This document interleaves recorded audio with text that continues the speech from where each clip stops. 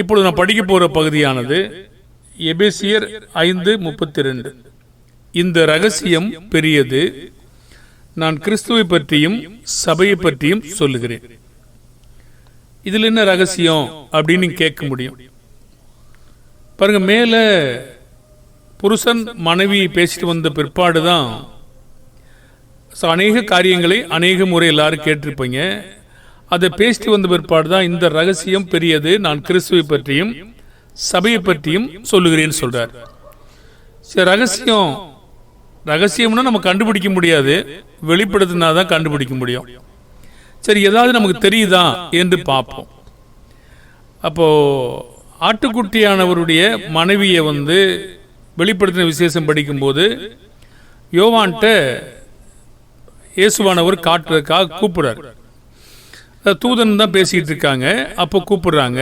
பின்பு கடைசியான 7 வாதைகளால் நிறைந்த 7 கலசங்களையுடைய அந்த 7 தூதர்கள் ஒருவன் இடத்துல வந்து, நீ இங்கே வா, ஆட்டுக்குட்டியானவருடைய மனைவியாகிய மணவாட்டியை உனக்கு காண்பிக்கிறேன் என்று சொல்லி. இப்போ இந்த மணவாட்டி எப்படி இருக்காங்க அப்படின்னு கேட்டீங்கன்னா, பாருங்க, நம்ம சபையை பற்றியும் கிறிஸ்துவை பற்றியும் பேசுறோம். அந்த ரகசியம் என்னதான் நமக்கு கொஞ்சமா தெரியுதா அப்படின்னு பார்க்கிறோம். இப்போ அந்த ஆட்டுக்குட்டியானவருடைய மனைவி, இப்போ மணவாட்டி சபை தான் உங்களுக்கு தெரியும். அப்போ ஒரு சபையானது உலகத்திலிருந்து பிரித்தெடுக்கப்பட்டிருக்கணும். அது எப்படி இருந்ததுன்னு சொல்றாரு. 21ஆம் அதிகாரம் 10ஆம் வசனத்துல, பெரிதும் உயரமான ஒரு பர்வதத்தின் மேல் என்னை ஆவியில் கொண்டு போய் தேவனுடைய மகிமை அடைந்த எருசலேமாகிய பரிசுத்த நகரம் பரலோகத்தை விட்டு தேவனிடத்திலிருந்து இறங்கி வருகிறது எனக்கு காண்பித்தார். அது எப்படி இருந்தது என்றால் 21:2 வெளிப்படுத்தல் 21:2, யோவானாகிய நான் புதிய எருசலேமாகிய பரிசுத்த நகரத்தை தேவனிடத்தினின்று பரலோகத்தை விட்டு இறங்கி வர கண்டேன். அது எப்படி இருக்குன்னு சொல்றாருன்னா, அது தன் புருஷனுக்காக அலங்கரிக்கப்பட்ட மணவாட்டியை போல ஆயத்தமாக்கப்பட்டிருந்தது. இப்போ பொதுவாக மணவாட்டினா தன் புருஷனுடைய காரியங்களுக்காக அலங்கரிச்சுக்கிட்டு இருப்பாங்க. பொதுவாக அந்த அலங்காரம் மணவாட்டி தன் ஆபரணங்களை மறப்பாளோ என்று வேதவசங்களை வாசிக்கிறோம். அப்போ மணவாட்டி ஒரு மணவாளனுக்காக ஆயத்தமாக இருக்கணும். இது பூமிக்குரிய காரியம்னு வச்சுக்கொள்ளுங்களேன். ஆவிக்குரிய காரியங்களில் கிறிஸ்துவுக்காக சபையாகிய மணவாட்டி ஆயத்தமாக்கப்பட்டிருக்கு. அப்போ ஆயத்தம் எப்படி ஆயத்தமாக்கப்படுறது? உலகத்திலிருந்து பிரிந்து வந்து அவருக்காக நம்ம பரிசுத்தமாய் வாழணுங்கிறதா ஆயத்தமாக இருக்கிறது. அப்போ ஏன் தான் புருஷனுக்காக அலங்கரிக்கக்கூடியவளாக இருக்காரு? அப்போ மணவாளனாகிய இயேசு மணவாட்டிக்காக என்ன தியாகம் செஞ்சிருக்காரு? அப்போ இவங்க எப்படி நடந்து கொள்ளணும் என்பது நம்ம எபேசியர் 5:26-27 பார்ப்போம். தாம் அதை திருவசனத்தை கொண்டு தண்ணீர் முழுக்கினால் சுத்திகரித்து பரிசுத்தமாக்குறதற்கும் கரைத்திரை முதலானவைகள் ஒன்றும் இல்லாமல் பரிசுத்தமும் பிழையற்றதுமான மகிமையுள்ள சபையாக அதை தமக்கு முன் நிறுத்திக் கொள்வதற்கு தம்மைத்தாமே அதற்கு ஒப்பு கொடுத்தார். இப்போ நம்ம அந்த ரகசியம் ஏதாவது கொஞ்சம் தெரியுதா அப்படின்னு பார்த்துட்டு வாங்க. இப்போ இந்த மணவாட்டியாகிய சபைக்காக கிறிஸ்து தம்மைத்தாமே ஒப்பு கொடுத்தார். இந்த ஒப்பு கொடுத்தார் என்று நம்ம வாயில ஈஸியா பேசிட முடியும். அந்த ஒப்பு கொடுக்கறது இல்லையா, அது எவ்வளவு பெரிய பயங்கரமான வேதனையான சூழ்நிலை, அவமானம், நிந்தனை, காரி துப்பப்படுதல் மற்றும் தாம் படைக்கப்பட்ட மக்களாலே பரியாசம் பண்ணப்படுதல், நிந்திக்கப்படுதல், இதெல்லாம் நியாயமாய் தீர்ப்பு செய்கிற அவருக்கு அவர் ஒப்புவிச்சிருக்கார்.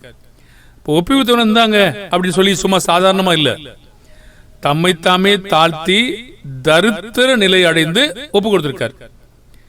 இது ஆவிக்குரிய மணவாளனாகிய கிறிஸ்து. பூமிக்குரிய மணவாளனாகிய இப்ப புதுசா மணவாளன் என்ன செய்யணும்? தன்னுடைய மணவாட்டிக்காக நிறைய தியாகம் செய்யணும்.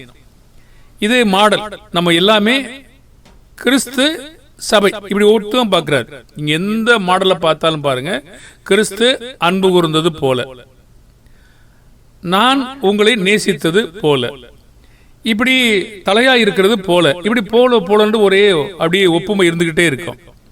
அப்ப நம்ம ஒவ்வொரு முறைக்கும் மனைவி அன்பு கூறுவதற்கும் கிறிஸ்துவைத்தான் காண வேண்டிய அவசியம் இருக்கு.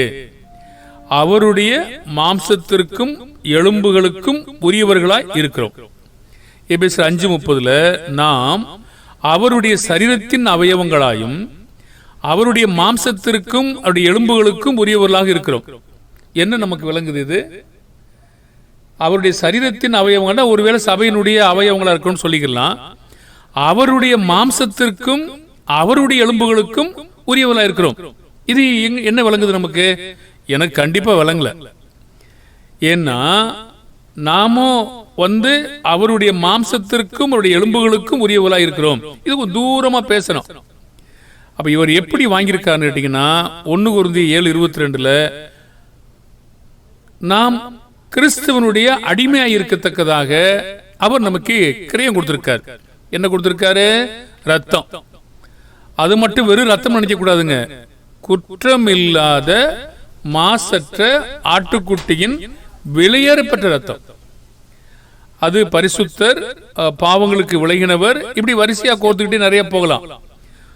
அப்போ ஒரு பலி செலுத்தக்கூடிய ஒரு மிருகம் எந்த ஒரு பழுதும் இருக்கக்கூடாது. குருடோ, நெரிசலோ, கலலையோ, புண்ணோ, சொரியோ, நீண்ட அவயவமோ, குறுகின அவயவமோ பூமிக்குரிய பலியில் இருக்க முடியாது. நெருக்குண்டதோ இருக்கக்கூடாது. இயேசு ஒரு ஆவிக்குரிய பலி. யாருக்காக? மணவாட்டிக்காக. யாருக்காக வேலை செய்றாரு? தம்முடைய பிதாவுக்காக. அப்போ அவர் எப்படி விளைஞ்சிருக்காருன்னா பழுதற்ற ஒரு பலியாக, ரத்தம், குற்றம் இல்லாத மாசற்ற ரத்தம். அப்போ ஒரு மணவாட்டியாகிய சபையை ஆயத்தப்படுத்துவதற்காக, அதை தனக்கு சொந்தமாக கொள்வதற்காக, அவர் தன்னுடைய அதுக்கு சேவை செய்யத்தக்கதாக எவ்வளவு தியாகம் பண்ணிருக்கார் பாருங்க. நாம் நேர்மையான அறிவை பெற்றிருக்க வேண்டும். 1 கொரிந்தியர் 11:3 ஒவ்வொரு புருஷனுக்கும் கிறிஸ்து தலையா இருக்கிறார் என்றும், ஸ்திரீக்கு புருஷன் தலையா இருக்கிறார் என்றும், கிறிஸ்துவுக்கு தேவன் தலையா இருக்கிறார் என்றும் நீங்கள் அறிய வேண்டும் என்று விரும்புகிறேன். ஏன் மொத்தமா ஆணுக்கு பெண்ணுக்கு நான் தான் தலையா இருக்கேன் ஏன் சொல்லல? ஏன் சொல்லல பாருங்க. இங்கே சில பிரிவை காட்ட விரும்புறார். ஒரு கிறிஸ்துவுக்கு யாரு தலை? தேவன். அப்போ புருஷனுக்கு யாரு தலை? கிறிஸ்து. இப்ப மனைவிக்கு யாரு தலை? புருஷன். பாருங்க, இந்த வித்தியாசத்தை கொடுக்கறதுக்கு தான் அவர் இப்படி சொல்றார். அப்ப தலைனா என்ன? தலைனா இப்ப எனக்கு மனைவி சொந்தமாயிட்டா அப்படின்னு வச்சுக்கொள்ளுங்களேன், ஏன் இஷ்டம் அப்படின்னு நம்ம சொல்ல முடியுமா? இயேசு அப்படி செஞ்சாரா? பாருங்க, அவர் அதுக்கு எல்லா வேலையும் செஞ்சாரு. எவ்வளவு அவர் தாழ்ந்து வேலை செய்யறாங்க பின்னாடி நம்ம பார்க்க போறோம். அப்போ இந்த தலையை தான் நம்ம பற்றி கொண்டு வளரணும். ஒரு மணவாட்டி ஆகிய சபை அதிர்ஷ்டம் போல வளராம, அதுல நிலைத்து இல்லாம அதிர்ஷ்டத்தின் போல அதிகாரத்தையும் கொண்டிருக்க கூடாது. அது எப்படி வளரணும்னு கேட்டீங்கன்னா, எப்படி வளரும் அப்படின்னு கேட்டீங்கன்னா, அன்போடு. அன்போடுனா அவர் என்னை கிரயத்திற்கு வாங்கியிருக்கிறார், என்னை சிருஷ்டித்திருக்கிறார், எனக்காக தியாகம் பண்ணியிருக்கிறார். இதை நினைத்து அன்பு கூற வேண்டிய ஒரு மணவாட்டியாக இருக்கணும். அப்போ எபேசியர் 4:15 அன்புடன் சத்தியத்தை கைக்கொண்டு தலையாகிய கிறிஸ்துவுக்குள் எல்லாவற்றிலேயும், பாருங்க, ஒண்ணு இல்ல, சத்தியத்தை கண்டு தலையாகிய கிறிஸ்துவுக்குள்ள எல்லாவற்றிலும் வளரும்படி, அப்படி வளர்களா இருக்கும்படியாக அப்படி செய்திருக்கிறார். அப்படியானா இந்த தலைக்கு கீழே இல்லாத ஒவ்வொருவரை பற்றி என்ன? சில கணவன்மாரை பார்த்திருக்கேன், நீ என்ன சொல்ற, எதுக்கு எடுத்தாலும் எதை சொன்னாலும் நீ என்ன சொல்றேன்னா முடிவெடுக்கிறது யாரு? தலைதான் முடிவெடுக்கணும். தலையை பற்றி கொண்டிருக்கிற சபையா இருக்கணும். ஸ்திரீயானவள் யாருடைய மகிமையா இருக்கிறாள்? 1 கொரிந்தியர் 11:7 புருஷனானவன் தேவனுடைய சாயலும் மகிமையுமா இருக்கிறபடியால் தன் தலையை மூடிக்கொள்ள வேண்டுவதில்லை. ஸ்திரீயானவள் புருஷனுடைய மகிமையா இருக்கிறாள். அப்ப நான் நினைச்சேன், ஆதியாகமத்தில் படிச்சோம், தேவன் ஆணையும் பெண்ணையும் படைத்தார், தேவ சாயலாக படைத்தான் படிச்சோம். இங்கே பாத்தீங்கன்னா புருஷன் தேவனுடைய சாயலும் மகிமையுமா இருக்கிறபடியால் மனைவி இல்லையா? அந்த கருத்தோடு இங்க பேச வரலங்க. அவர் என்ன பேச வர்றாருன்னா, யாரு யாருக்காக, யாரு யாருல இருந்து தோணுது, யாரு யாருக்காக சிருஷ்டிக்கப்பட்டது, இந்த கருத்துக்காக கொண்டு வர்றார். அப்போ ஸ்திரீயானவள் எங்கிருந்து வந்தா? 1 கொரிந்தியர் 11:8 புருஷன் ஸ்திரீயிலிருந்து தோன்றினவன் அல்ல, ஸ்திரீயே புருஷனிலிருந்து தோன்றினவர். எதுக்கு சொல்றாரு பாருங்க, யாரு தலையோ அதற்கு கீழ்பட்டு இருக்க வேண்டும், அன்போடு கீழ்பட்டு இருக்கணும். இது பாருங்க, நம்ம ரகசியம் தான் அப்படி சொல்லிட்டு வந்துட்டு இருக்கோம் ஒன்று ஒன்னா. அப்ப ஸ்திரீயானவள் புருஷனுக்காக சிருஷ்டிக்கப்பட்டவள். 1 Corinthians 11:9 புருஷன் ஸ்திரீக்காக சிருஷ்டிக்கப்பட்டவன் அல்ல, ஸ்திரீயே புருஷனுக்காக சிருஷ்டிக்கப்பட்டவள். அப்ப நம்ம யாருக்காக ஒப்புவிக்கப்பட்டிருக்கோம்னா 2 Corinthians 11:2 நான் உங்களை கற்புள்ள கன்னிகையாக கிறிஸ்து என்னும் ஒரே புருஷனுக்கு ஒப்புக் கொடுக்க நியமித்தபடியால் உங்களுக்காக தேவ வைராக்கியமான வைராக்கியம் கொண்டிருக்கிறேன். அப்ப எப்படி வாழணுமா? மணவாட்டியாகி சபை கற்புள்ள கன்னிகையாக. பாருங்க, பூமிக்குரிய கற்பு இருக்கு, ஆவிக்குரிய கற்பு இருக்கு. பூமிக்குரிய கற்புண்டா உங்களுக்கு தெரியும், ஆவிக்குரிய கற்புண்டா என்னண்டோ நமக்கு தெரியும். அப்போ ஒரு சபையானது கற்புள்ள கன்னிகையாக வாழணும். இப்போ மணவாட்டி ஆகிய சபை அப்படி இருந்தாதான் மணவாளன் ஆகிய கிறிஸ்து நம்ம ஏற்றுக்கொள்வார். ஒரு கேள்விக்கு வர்றோம், தலைனா சர்வாதிகாரம் பண்றதா, தலைனா நான் சொன்னா நீ கேளு அப்படி சொல்றதா, இல்ல எப்படி இயேசு தலையா இருந்து செயல்பட்டாரு, இந்த மாடல் நமக்கு பொருந்துதா இல்லையா என்பதை கொஞ்சம் கவனிப்போம். எபேசியர் 5:23 கிறிஸ்து சபைக்கு தலையா இருக்கிறது போல புருஷனும் மனைவிக்கு தலையா இருக்கிறான், அவரே சரீரத்துக்கு ரட்சகராய் இருக்கிறார். ஒரு வார்த்தை கவனிங்க, கிறிஸ்து சபைக்கு தலையா இருக்கிறது போல.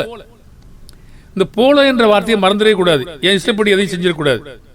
புருஷனும் மனைவிக்கு அதே மாதிரி கிறிஸ்து எப்படி இருக்காரோ அதே போல. அப்ப கிறிஸ்து எப்படி இருந்தாரு? கொலோசியர் 2:18 கணுக்களாலும் கட்டுகளாலும் உதவி பெற்று இணைக்கப்பட்டு தேவ வளர்ச்சியாய் வளர்ந்தேறுகிற சரீரம் முழுவதையும் ஆதரிக்கிற தலையை பற்றி கொள்ளாமல் ஒரு எதிர்மாறா பேசுறார். இப்ப இயேசுவானவர் எப்படி பிழைத்தார்? யாரால பிழைத்தாரு? யோவான் 6:57 ஜீவனுள்ள பிதா என்னை அனுப்பினது போலவும் நான் பிதாவினால் பிழைக்கிறது போலவும் என்னை புசிக்கிறவனும் என்னாலே பிழைப்பான். அப்போ ஒவ்வொரு காரியமும் பிதாவுக்கு யாரு தலை? மன்னிக்கணும், இயேசுவுக்கு யாரு தலை? பிதாவானவர். அப்ப யாரால பிழைத்தாருங்க? பிதாவால. அப்போ புருஷனுக்கு யாரு தலை? கிறிஸ்து. அப்போ மனைவிக்கு யாரு தலை? புருஷன்.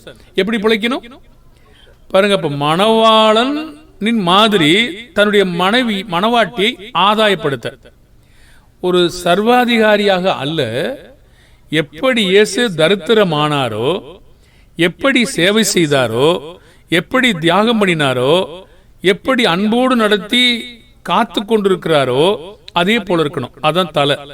தலைனா நாம தான் கட்டாயத்தினால ஒரு ஆர்டர் கொடுக்கறது. அப்படி இயேசு நம்மளை செய்யவே இல்லை பாருங்க. அப்படி செஞ்சுதான் நீங்க வசனத்துல பார்க்கவே முடியாது. மத்தேயு 12:20 அவர் நியாயத்திற்கு ஜெயங்கடிக்க பண்ணுகிற வரைக்கும் நெறிந்த நாணலை முறிக்காமலும் மங்கி எறிகிற திரியை அணைக்காமலும் இருப்பார். இது வரைக்கும் நியாயத்திற்கு ஜெயங்கடிக்கிற வரைக்கும். அந்த திரி எப்படி இருக்கு? மங்கி எரியுது. அந்த நாணல் எப்படி இருக்கு? நெறிந்து போயிருக்கு. ஆற்றுப்படுகையில் இருக்க மக்களுக்கு இந்த நாணல் பற்றி தெரியும். முறிஞ்சிச்சுன்னா நீங்க வேகமா நிமித்தீங்கன்னா ரெண்டு அந்த பக்கம் உடஞ்சு போயிடும். மங்கி எறிகிற திரி உங்களுக்கு சிமினி விளக்கு வச்சிருந்தீங்கன்னா தெரியும் உங்களுக்கு. அதை மூடி வச்சுட்டு சிம்பிள வச்சுட்டீங்கன்னா காத்துப்பட்டா கூட அணைஞ்சிரும். அந்த அளவுக்கு உள்ள ப்ளூ கலர்ல எரிஞ்சுக்கிட்டு இருக்கோம். இப்படி இருந்த மக்களையும் இயேசு எப்படி ஆதாயப்பட்டான்னு பாருங்க. நியாயத்திற்கு ஜெயம் கிடைக்கிற வரைக்கும் அவர் அதெல்லாம் எவ்வளவு மென்மையா நடத்திருக்காரு பாருங்க. தலையினா சர்வாதிகாரியா அல்ல. அவர் சொல்றாரு மத்தேயு 20:25-26 ஊழியம் கொல்லும்படி வராமல் ஊழியம் செய்யும்படி வந்தார். அதோட காப்பி கொண்டு வா, எதை கொண்டு வா, துணி வச்சு போடு, எங்க அது அப்படின்னு அல்ல. அவர் என்ன செஞ்சார் அவர் சொல்லித்தரார் நமக்கு. அவர் நடந்து காட்டியிருக்கார். மத்தேயு 20:25-26 அப்பொழுது இயேசு அவர்களை கிட்ட வர செய்து புறஜாதியாருடைய அதிகாரிகள் அவர்களை இருமாப்பாய் ஆளுகிறார்கள் என்றும் பெரியவர்கள் அவர் மேல் கடினமாய் அதிகாரம் செலுத்துகிறார்கள் என்றும் நீங்கள் அறிந்திருக்கிறீர்கள். யார் பெரியவனா இருப்பான்னு வாக்குவாதம் பண்ணிட்டு இருந்தாங்க. அதுக்கான ஒரு பதில் சொல்றாரு. உங்களுக்குள்ளே 26 மத்தேயு 20:26 உங்களுக்குள்ளே அப்படி இருக்கலாகாது. உங்களில் எவனாயிலும் பெரியவனாயிருக்க விரும்பினால் அவன் உங்களுக்கு பணிவிடைக்காரனாய் இருக்க கடவன். இப்போ மனைவிக்கு தலையாயிருக்க இயேசு அனுப்பப்படும் பொழுது இயேசு சேவை செய்தாரா இல்ல அதிகாரத்தினால தலையா இருக்காரா? அவர் தன்னைத்தானே தாழ்த்தி தரித்திரமாகி சேவை செய்து இதெல்லாம் செய்த பிற்பாடுதான் வானோர் பூதலத்தோர் பூமியின் கீழானோர் முழங்கால் யாவும் முடங்கும்படி செஞ்சிருக்கார். அப்போ ஒரு கிறிஸ்தவனுடைய மாதிரி என்னன்னு கேட்டீங்கன்னா, ஒரு மணவாட்டிக்கு சேவை செய்யணும். அவங்க நம்ம உடனடியாக கீழ்ப்படிந்து பிறந்திரணும், நான் எதிர்பார்த்தபடி நடக்கணும், கண்டுபிடிக்க முடியாது. ஒரு மனைவி தன்னுடைய கணவன்கிட்ட நான் எதிர்பார்த்தது மாதிரி இல்லையே அப்படிலாம் நினைக்க முடியாது. நாம் ஒவ்வொருவரும் பழகுறோம், வளர்ச்சி அடைகிறோம். அதற்காக இயேசு ரோமர் 15ஆம் அதிகாரம் 1-3 நிந்தனைகளை தாங்கி அவருக்கே பிரியமா அடக்காம நமக்கு பிரியமா அடைந்தார். இப்போ முதன்மையாயிருக்க நம்ம விரும்பினா மற்ற 20ஆம் அதிகாரம் 27-28 வசனத்துல, உங்களில் எவனாயினும் முதன்மையாயிருக்க விரும்பினால் அவன் உங்களுக்கு ஊழியக்காரனாயிருக்கடவன். ஊழியம்னா உங்களுக்கு நமக்கு புரியுது இல்லையா? சேவகம். அப்போ நம்ம ஒரு மனைவியை ஆதாயப்படுத்துறதுக்கு இயேசு சேவைக்காரனாக, ஒரு ஊழியக்காரனாக, ஒரு அடிமையாக இவ்வளவு வேலை செஞ்சிருக்கார். மனுஷகுமாரனுடைய ஒப்பீடு அதுதான். 28 வசனம் சொல்றாரு, மத்த 20:28. அப்படியே பாருங்க, அப்படின்னா மேல என்ன சொன்னாரோ அதே மாதிரி மனுஷகுமாரனும் ஊழியம் கொல்லும்படி வராமல் ஊழியம் செய்யவும் அநேகரை மீட்கும் பொருளாக தம்முடைய ஜீவனை கொடுக்கவும் வந்தார். பாருங்க, ஊழியம் கொள்றதுன்னா இங்கே அதை எடுத்து கொண்டு வா, இங்கே வா, இதை செய்ய, அதை செய்ய, அப்படி அவர் செய்யல. நமக்கு ஒவ்வொரு விதத்திலும் மாதிரியாக நடந்து காட்டினார். நான் ஏற்கனவே சொன்னது போல ரோமர் 15:1 படிச்சு காட்டுறேன். 2, அன்றியும் பலம் உள்ளவர்களாகிய நாம் நமக்கே பிரியமாய் நடவாமல் பலவீனருடைய பலவீனங்களை தாங்க வேண்டும். எதுக்கு? நம்மில் ஒவ்வொருவனும் 2ஆம் வசனம் பிறனுடைய பக்தி விருத்திக்கு ஏதுவான நன்மை உண்டாகும்படி பிரியமா நடக்கணும். பிறகு சபையை பற்றி கிறிஸ்துவை பற்றி பேசுகிறேன், ரகசியம் பெரியதுன்றாரு. இது எப்படி இருக்குது பாருங்க. ஆனா இன்றைக்கு நமக்கு அப்படி இல்லை. கிறிஸ்து தன்னுடைய மணவாட்டிக்காக எவ்வளவு தியாகம் செஞ்சிருக்கார் பாருங்க. கிறிஸ்துவும் தமக்கே பிரியமாய் நடக்கவில்லை. ரோமர் 15:3. எதுக்கு? நம்ம ஏற்கனவே படிச்சோம் எபேசியர் 5:27. கரை திரை முதலானவைகள் ஒன்றும் இல்லாமல் பரிசுத்தமும் புழையற்றதுமான மகிமையுள்ள சபையாக தமக்கு முன் நிறுத்திக் கொள்வதற்கு தம்மை தாமே ஒப்பு கொடுத்தார். இப்போ நம்ம கிறிஸ்து வருகைக்காக, மணவாளனாகிய கிறிஸ்துவுக்காக நம்ம எப்படி இருக்கணும்? 2 பேதுரு 3:14. ஆகையால் பிரியமானவர்களே, இவைகள் வர காத்திருக்கிற நீங்கள் கரையற்றவர்களும் பிழையில்லாதவர்களுமாய் சமாதானத்தோட ஒரு சந்நிதியில் காணப்படும்படி ஜாக்கிரதையா இருங்க. அப்போ இந்த மணவாட்டியை அவர் கனப்படுத்துகிறார். அவங்களுக்கு பாருங்க, நீங்க அந்த ஆயத்தமா வெளிப்படுத்தின 19ஆம் அதிகாரம் படிச்சீங்கன்னா ஆயத்தமா இருக்கவங்க சொல்லுவார். இப்போ மனைவியை ஒரு புருஷன் கனப்படுத்துற வேலையும் செய்யணும். 1 பேதுரு 3:7. அந்தபடி புருஷர்களே, மனைவியானவள் பலவீன பாண்டமா இருக்கிறபடியினால், ஒருவேளை ஒத்துக்கொள்ளாம கூட போகலாம், சரீரத்தில் அவங்க பலவீனமா இருக்கிறாங்க, அது உண்மைதான். ஆனா ஆத்துமாவில் நம்மை விட பலமாகவும் இருக்க முடியும். உங்கள் ஜெபங்களுக்கு தரைவிடாதபடி நீங்கள் விவேகத்தோட அவருடனே வாழ்ந்து உங்களுடனே கூட அவர்களும் நித்திய ஜீவனாகி கிருபையை சுதந்திரத்துக் கொள்வதானபடியால் அவர்கள் செய்ய வேண்டிய கணத்தை செய்யுங்கள். அப்ப நம்ம முதல் காரியத்தில் இந்த மனைவி அன்பு கூற கற்றுக்கணும். மனைவிக்காக எவ்வளவு சேவை செய்தாரோ அப்படி சேவை செய்து ஆதாயப்படுத்தணும். கர்த்தருடைய காரியம் என்று வருகிற பொழுது மத்தேயு 10:37 தகப்பனையாவது தாயையாவது என்னிலும் அதிகமாக நேசிக்கிறவன் எனக்கு பாத்திரன் அல்ல, மகனையாவது என்னிலும் அதிகமாக நேசிக்கிறவன் எனக்கு பாத்திரன் அல்ல சொல்றாரு. பாருங்க, லூக்கா 18:29-30 தேவனுடைய ராஜ்யத்து நிமித்தம் வீட்டையாவது பெற்றோரையாவது சகோதரனையாவது மனைவியாவது பிள்ளைகளாவது விட்ட எவனும் இம்மையிலே அதிகமானவைகளையும் மறுமையிலே நித்திய ஜீவனையும் அடையாமற் போவதில்லை என்று மெய்யா உங்களுக்கு சொல்லுகிறேன். இப்ப கிறிஸ்து எப்படி மனைவி அன்பு இருந்தாரோ கூறணும், கர்த்தருடைய காரியம் என்று வருகிற பொழுது யாருக்கு முக்கியத்துவம் கொடுக்கணும் என்பதுக்கும் நமக்கு காட்டியிருக்காரு. இப்ப மனுஷனுக்கு கீழ்ப்படிவதை காட்டிலும் தேவனுக்கு கீழ்ப்படிவது அவசியம். அப்போஸ்தலர் 5:29 இருக்கு இல்லையா? பேதுருவும் மற்ற அப்போஸ்தலரும் சொன்ன வார்த்தை மனுஷருக்கு கீழ்ப்படிவதை காட்டிலும் தேவனுக்கு கீழ்ப்படிவது அவசியம் என்று சொன்னார். அப்போ இந்த மனைவியை ஆதாயப்படுத்துறதுக்காக அன்பு கூறணும், சேவை செய்யணும், கசந்து கொள்ளாத அன்பு இருக்கணும். பாருங்க, அவங்களே நம்ம இதில் நம்ம எபேசியர் 5:25 இருந்து ஏற்கனவே தெரிஞ்சு படிச்சிருப்பாங்க. அப்போ கசந்து கொள்ளாத அன்பு. கொலோசியர் 3:19 புருஷர்களே உங்கள் மனைவிகளில் அன்பு கூறுங்கள், அவள் மேல் கசந்து கொள்ளாதிருங்கள். அப்போ இந்த விதமான அன்பு கூறணும்.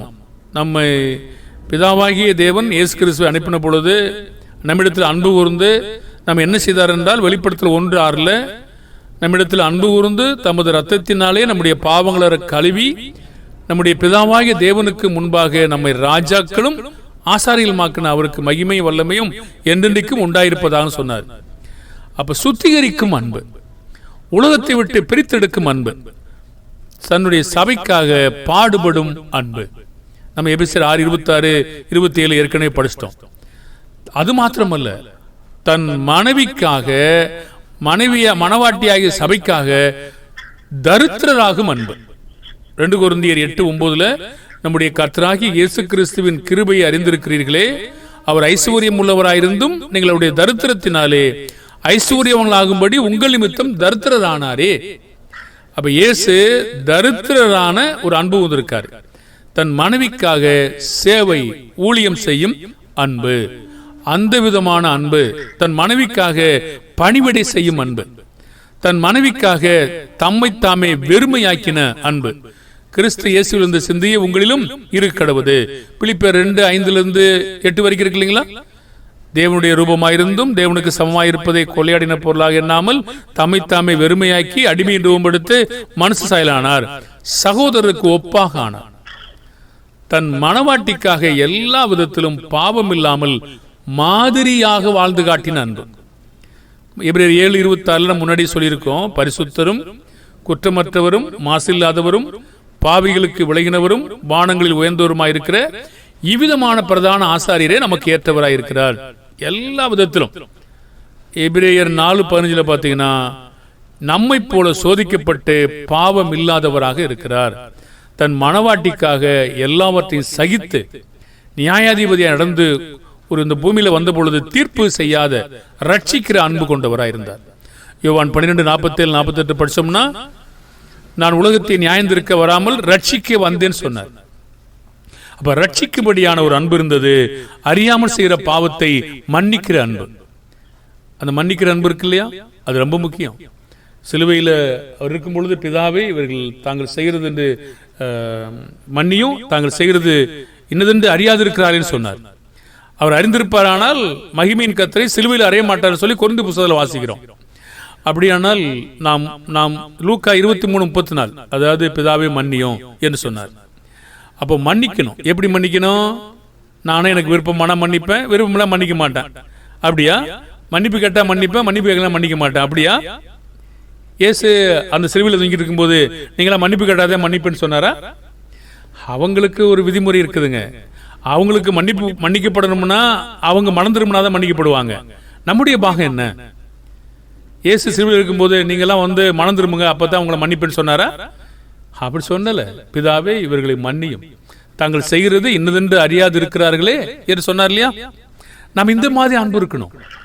எபேசியர் 4:32 ஒருவருக்கொருவர் தயவாயும் மன உருக்கமாயும் இருந்து கிறிஸ்துவுக்குள் தேவன் உங்களுக்கு மன்னித்தது போல நீங்களும் ஒருவருக்கொருவர் மன்னியுங்கள். குறைபாடு இருக்கும், பிரச்சனை இருக்கும். கிறிஸ்து எத்தனை நேரங்களில் மன்னிக்கிறாரு, பிதாவானவர் எத்தனை நேரங்களில் மன்னிக்கிறாரு. நாமும் ஒருவருக்காக ஒருவர் மன்னிக்கும் பொழுது வளர்ச்சி அடைகிறோம். கொலோசியர் 3:13 ஒருவர் தாங்கி ஒருவர் பேரில் ஒரு குறைபாடு உண்டானால் கிறிஸ்து உங்களுக்கு மன்னித்தது போல ஒருவருக்கொருவர் மன்னியுங்கள். தன் மனவாட்டி அடுத்து போஷித்து காப்பாற்றும் அன்பு. ஆச்சரியமா இல்லையா? தன் சொந்த எபேசியர் 5:29 தன் சொந்த மாம்சத்தை பகைத்தவன் ஒருவனும் இல்லையே, கர்த்தர் சபையை போஷித்து காப்பாற்றுகிறது போல. இந்த போல என்ற வார்த்தையை மறந்துட வேண்டாங்க. கர்த்தர் சபையை போஷித்து காப்பாற்றுகிறது போல தன் மாம்சத்தை போஷித்து காப்பாற்றுகிறான்.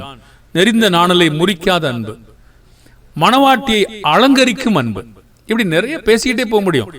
மனவாட்டியை கனப்படுத்தும் அன்பு, சொந்த மாம்சத்தை பகைக்காத அன்பு, மனைவியோட இசைந்திருக்கும் அன்பு, தன் மனைவிக்காக சொந்த ரத்தத்தையே விலை கொடுத்த அன்பு. எத்தனை எத்தனை காரியங்களை இயேசுவானவர் செய்திருக்கிறார். நமக்கு ஏதாவது புரியுதா? இப்படி இருக்கிற புருஷன்மார் இன்னைக்கு இந்த மாதிரி மனைவிட்டு நடக்கிறாங்களா? நான் தான் புருஷன் சொல்றது கேளு. கர்த்தருடைய பிள்ளைகள் நிச்சயமா உணர்ந்து கொள்வாங்க. நாம எதுவுமே வளர்ந்தே பிறந்திருக்கல, நாம கற்றுக்கொள்ளுகிறோம், மன்னிக்கிறோம், சகித்துக் கொள்கிறோம், ஒருவரை ஒருவர் வளர்ப்பதற்கு பிரயாசப்படுகிறோம். அப்ப இயேசுவானவருடைய அந்த சபையானது அலங்கரிக்கப்பட வேணும்னா தலையை பற்றி கொண்டிருக்கணுமா? நிச்சயமா. அப்போ ஒரு புருஷன் தன் மனவாட்டிக்காக தன்னை தியாகம் செய்யணுமா? நிச்சயமாக. அப்படிப்பட்ட அன்புள்ளவர்களாய் நடப்போம். கர்த்தர் நம்மை ஆசீர்வதிப்பார். உங்கள் கவனத்திற்கும் பொறுமைக்கும் மிக்க நன்றி. நன்றி சகோதரர்களே.